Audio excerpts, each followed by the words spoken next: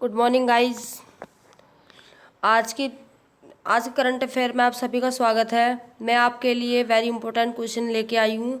आज 16 जुलाई 2020 है, जो आपके हर कॉम्पिटिटिव एग्जाम के लिए काफ़ी ही महत्वपूर्ण होंगे। चलिए शुरू करते हैं। पहला क्वेश्चन है हमारा, निम्न में से कौन सा कथन सत्य है। पहला है हमारा, हाल ही में सिंगापुर के सीएन लूंग लगातार चौथी बार वहाँ के प्रधानमंत्री बने। दूसरा है, पोलैंड के वर्तमान राष्ट्रपति एंड्रेज डूडा को आने वाले 5 साल के लिए पुनः राष्ट्रपति चुना गया। तो इसका पहला ऑप्शन है हमारा ए सही है, दूसरा सही है, ए बी दोनों सही है, इनमें से कोई नहीं। तो इसका सही आंसर हो जाएगा हमारा सी, यानी सी इज द राइट आंसर। ए और बी दोनों सही हैं। सिंगापुर के सीएन लूंग लगातार चौथी बार वहाँ के प्रधानमंत्री बने।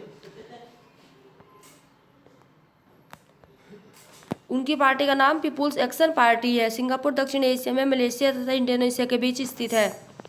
पोलैंड के वर्तमान राष्ट्रपति एंड्रेज डूडा को आने वाले 5 साल के लिए पुनः राष्ट्रपति चुना गया। पोलैंड की राजधानी क्या है हमारी, वार्सा। अगला क्वेश्चन है हमारा, ईरान ने हाल ही में किस देश को बड़ा झटका देते हुए चाबहार रेल परियोजना से बाहर कर दिया है। पहला ऑप्शन है जापान, दूसरा रूस, तीसरा नेपाल और चौथा है हमारा भारत। तो राइट आंसर हो जाएगा इसका भारत, यानी D is the right answer. यह है, ईरान ने हाल ही में भारत को बड़ा झटका देते हुए चाबहार रेल परियोजना से बाहर कर दिया है। ईरान ने घोषणा किया है कि वह अब अकेले ही इस परियोजना को पूरा करेगा। वैसे भी भारत इतना कमज़ोर देश कहाँ है, कर लेगा वो अपने आप। भारत के लिए ईरान का यह फैसला सामरिक और रणनीतिक तौर पर बड़ा झटका मान रहा है। ईरानी सरकार ने भारत को परियोजना से हटाने का फैसला पैसा देने और परियोजना को शुरू करने में हो रही देरी को बताया है। अगला है, इस फैसले के बाद अब ईरान इस रेलवे पर भारत की सहायता के बिना काम शुरू करेगा, जिसके लिए ईरानी राष्ट्रीय विकास निधि से लगभग $400 मिलियन धन की जारी किया जाएगा। भारत और ईरान साल 2016 में चाबहार बंदरगाह से जहेदान तक रेल लाइन का निर्माण करने के लिए एक समझौते पर हस्ताक्षर किए थे। भारत को ईरान, अफगानिस्तान और भारत के बीच त्रिपक्षीय समझौते के तहत आगमन और परिवहन गलियारे के एक हिस्से के रूप में चाबहार जहेदान रेलवे लाइन के निर्माण के लिए जरूरी सेवाएं मुहैया कराने वाला था। अगला क्वेश्चन है हमारा, हाल ही में साल 2020 के वॉन करमन पुरस्कार से किसे सम्मानित किया गया है। तो इसका हमारा राइट आंसर हो जाएगा के-सिवन, यानी सी इज द राइट आंसर। यह है हमारा, भारतीय अंतरिक्ष अनुसंधान संगठन इसरो के प्रमुख कैलाश विडू सिवन, यानी के-सिवन को इंटरनेशनल अकेडमी ऑफ एस्ट्रोनॉटिक्स के वॉन करमन पुरस्कार 2020 के लिए चुना गया है। डॉक्टर के-सिवन को मार्च 2021 में पेरिस, फ्रांस में इस पुरस्कार से सम्मानित किया जाएगा।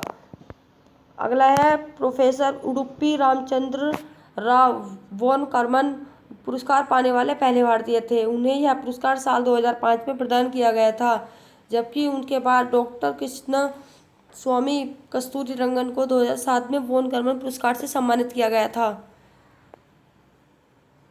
वॉन करमन पुरस्कार की शुरुआत हमारी 1982 में की गई थी। इंटरनेशनल अकेडमी ऑफ एरोनॉटिक्स के संस्थापक कौन है, हमारा डॉक्टर थियोडोर वॉन करमन। उन्हीं के नाम पर यह पुरस्कार बना है, वॉन करमन। इसका मुख्यालय कहाँ पे, हमारा पेरिस, फ्रांस में। अगला क्वेश्चन है, वित्त वर्ष 2019-20 में भारत का सबसे बड़ा व्यापारिक साझेदार कौन सा देश बना है। तो इसका राइट आंसर हो जाएगा हमारा अमेरिका, यानी कि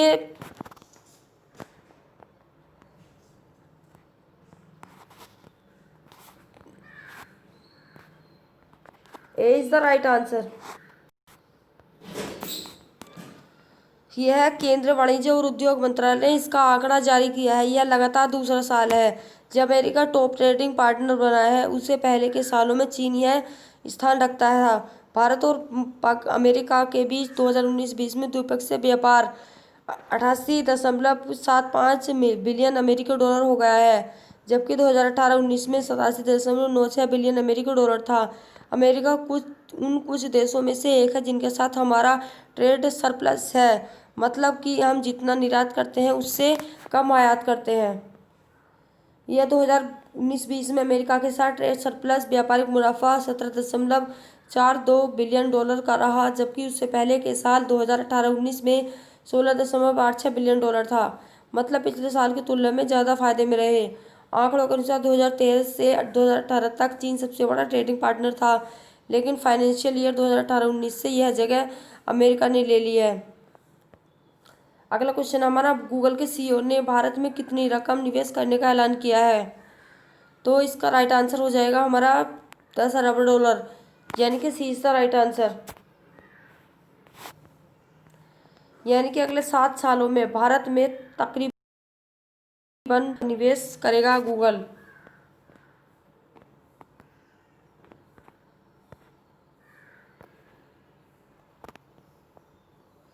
ये हमारा गूगल सीईओ सुंदर पिचई ने कहा कि भारत में 10 बिलियन डॉलर का निवेश अगले 5 से 7 सालों में होगा। इन 4 क्षेत्रों में निवेश होगा। पहला, भारतीय भाषा में लोगों तक इंफॉर्मेशन पहुंचाने में। दूसरा, नए प्रोडक्ट बनाने और सर्विस शुरू करने में। तीसरा, बिजनेस को डिजिटली सहयोग देने में। चौथा है हेल्थ, एजुकेशन, एग्रीकल्चर जैसे क्षेत्रों के लिए तकनीक और आर्टिफिशियल इंटेलिजेंस विकसित करना।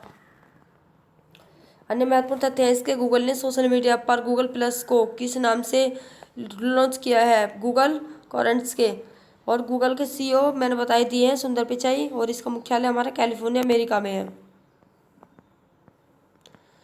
अगला क्वेश्चन है हमारा, सुप्रीम कोर्ट ने पद्मनाभ स्वामी मंदिर के मुख्य प्रबंध कमेटी में त्रावणकोर के राज परिवार की भूमिका को बनाए रखने का आदेश दिया। यह मंदिर किस राज्य में स्थित है? तो हमारा सही आंसर हो जाएगा केरल, यानी B is the right answer. ये हमारा जस्टिस यू ललित और जस्टिस इंदु मल्होत्रा की बेंच ने 13 जून को यह फैसला सुनाया।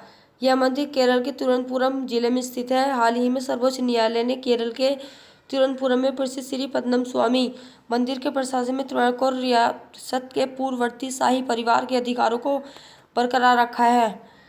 अगला पॉइंट हमारा, भगवान पद्मनाभ यानी विष्णु के इस भव्य मंदिर का पुनर्निर्माण 18वीं शताब्दी में त्रावणकोर शाही परिवार ने कराया था। पद्मनाभ स्वामी का मंदिर देश के सबसे धनी मंदिरों में से एक है। वर्ष 2011 में इसकी तिजोरियों से निकली करीब 1 लाख करोड़ की संपत्ति और आभूषणों से यह चर्चा में आया था। अभी तक इसकी एक तिजोरी यानी वॉल्ट भी नहीं खुली है। स्थानीय लोग और पुजारी मानते हैं कि मंदिर की भी तिजोरी साबित है, यानी साबुत है। अगला क्वेश्चन है हमारा, EIU यानी इकोनॉमिक इंटेलिजेंस यूनिट द्वारा जारी कैंसर नियंत्रण की तैयारी में एशिया पैसिफिक देशों की रैंकिंग में भारत स्थान बताए कितने? 8, यानी D is the right answer.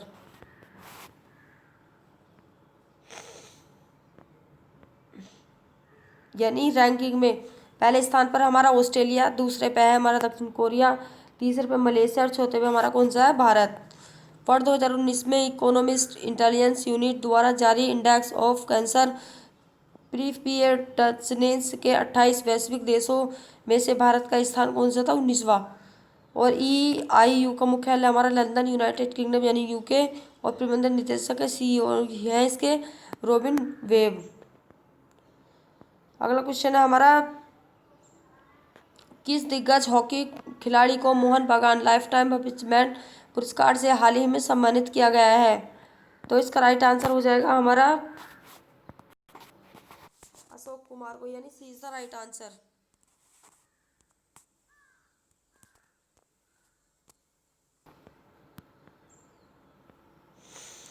यह है हमारा, देखो, भारत की 1975 की विश्व कप विजेता हॉकी टीम के सदस्य अशोक कुमार को पिंडम गांगुली फुटबॉल और पोनुजन पोरेल एथलेटिक्स सहित लाइफ टाइम अचीवमेंट अवार्ड दिया जाएगा। इसके अलावा जोसबा बेतिया को सर्वश्रेष्ठ फुटबॉलर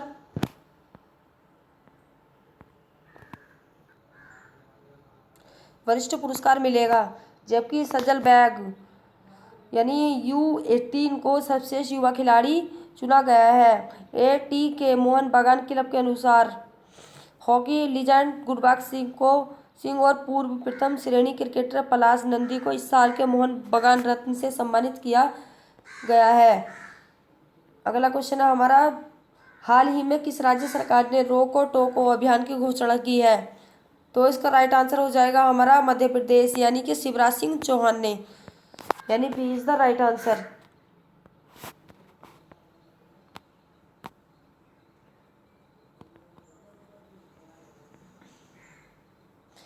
यानी कि इसके महत्वपूर्ण तथ्य हैं, हमारा घर हमारा विद्यालय अभियान का किया गया शुभारंभ किस राज्य सरकार द्वारा किया जाएगा? तो इसका आंसर हो जाएगा मध्य प्रदेश। मुख्यमंत्री इसके शिवराज सिंह चौहान और इसके राज्यपाल हैं आनंदीबेन पटेल है। अगला क्वेश्चन है हमारा, हाल ही में पद्मश्री पुरस्कार से सम्मानित किस गुजराती पत्रकार का निधन हो गया है? तो इसका राइट आंसर हो जाएगा नागिनदास संघवी, यानी इज द राइट आंसर। यानी जो हमारे